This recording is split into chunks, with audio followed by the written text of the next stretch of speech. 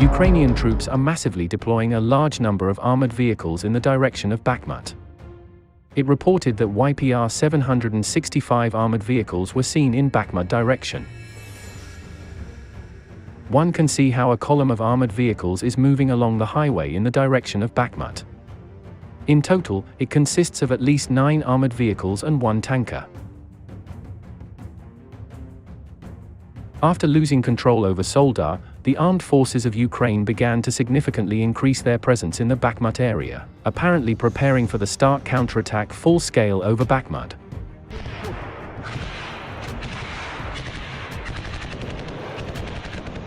Besides, on footage shows a fierce firefight between Ukrainian and Russian soldiers. Explosions and gunfire can be heard as some of the Ukrainian soldiers take cover behind the wall of a building.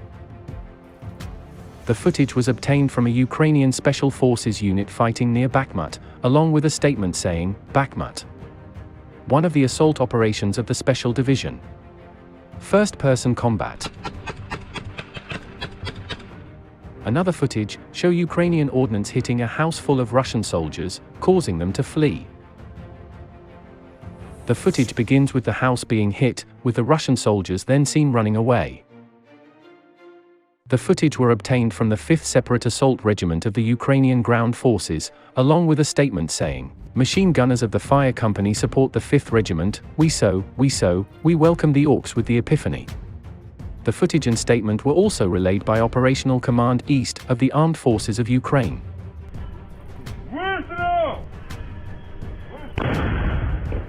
Meanwhile, the head of the Russian mercenary Wagner group said that his forces can take to learn from Ukrainian troops amid the ongoing war.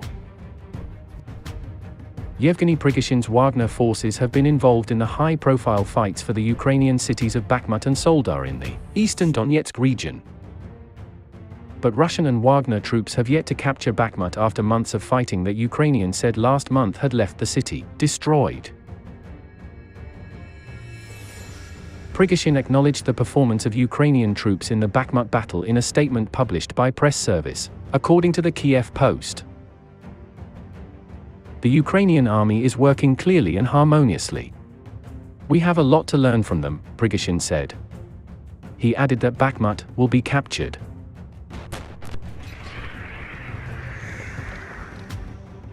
As reported by Reuters, Russia's defense ministry said that its forces had taken control of Klishchivka, a settlement south of Bakhmut in eastern Ukraine's Donetsk region.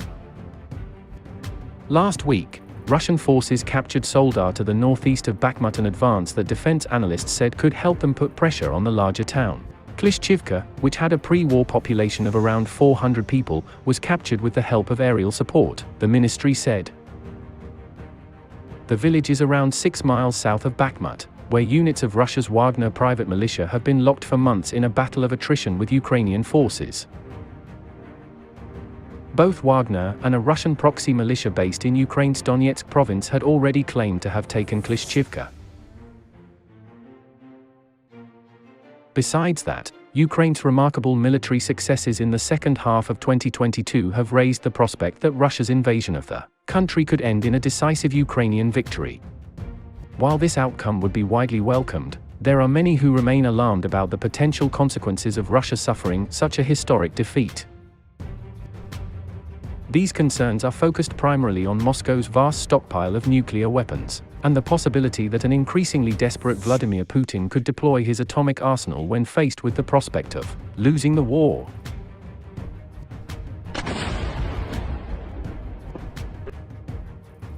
President Volodymyr Zelensky called on international partners to speed up decision-making on the supply of weapons to Ukraine, noting that time works in Russia's favor. He stated this while addressing the participants of the 8th meeting of the Ukraine Defense Contact Group in Ramstein, Germany, and Ukrinform reports. Zelensky called those present a coalition of victory creators, and expressed gratitude for the help in the fight against the enemy, but noted that 100 thanks does not mean 100 tanks, and hundreds of words cannot be used against Russian artillery or against missiles from which peaceful Ukrainians must be protected. Zelensky emphasized the time factor. Do we have a lot of time? No. Terror does not allow a discussion, time remains a Russian weapon, we must speed up, Volodymyr Zelensky stressed. He added that of those who gathered at the American air base to make the meeting a Ramstein of tanks. Not to argue about the numbers, but to open supplies of such equipment on principle, which will put an end to Russian evil, Zelensky emphasizes. Volodymyr Zelensky said also he is unsure who is making decisions in Russia as part of potential negotiations to end the war between Russia and Ukraine. Zelensky said in a video addressed to the World Economic Forum in Davos, Switzerland, that he does not quite understand who he should be talking to and about what, the Russian newspaper Pravda reported. He added that he is unsure of the role Russian President Vladimir Putin has in decision-making and what circle of people is involved in deciding the actions Russia takes. I don't know the proper place to reach, he said.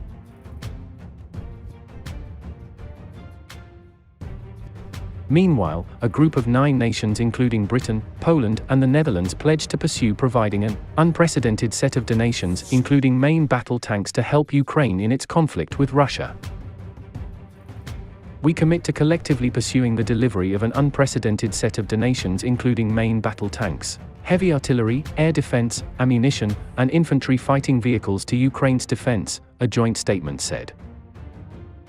The statement, published on the British government website, was made by the defense ministers of Britain, Estonia, Poland, Latvia, and Lithuania, and representatives from Denmark, the Czech Republic, the Netherlands, and Slovakia following a meeting in Estonia.